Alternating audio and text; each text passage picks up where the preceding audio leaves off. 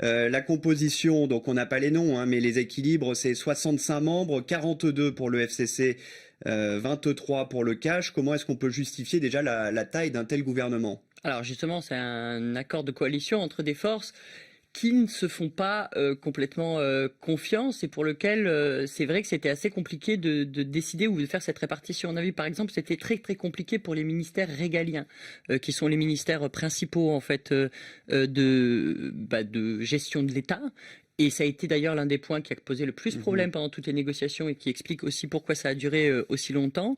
Et on voit bien que là-dedans, il y a eu une division, ministère des Affaires étrangères et ministère de l'Intérieur qui passe chez Cash. Mais Joseph Kabila et sa coalition obtiennent la défense et la justice.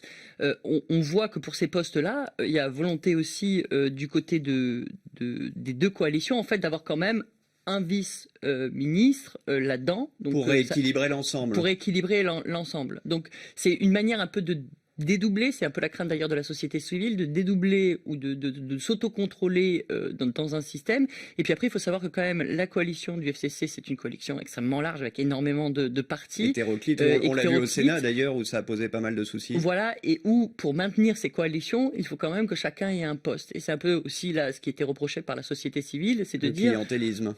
Oui, on est sur une forme de clientélisme et que c'est pour ça qu'il y a cette taille-là et que jamais au Congo on avait eu des gouvernements aussi larges. Alors je vais relayer la seconde question de Vital. Il se demande quand est-ce qu'on aura la liste des ministres, où en est-on? Alors, il y a eu les propositions, on a vu tout ce week-end le Premier ministre consulter. Et c'est vrai qu'il reçoit notamment des gens comme Batilou Kouebo, l'ancien ministre, qui demande à rentrer au gouvernement, mais qui ne fait plus partie d'aucune des deux coalitions.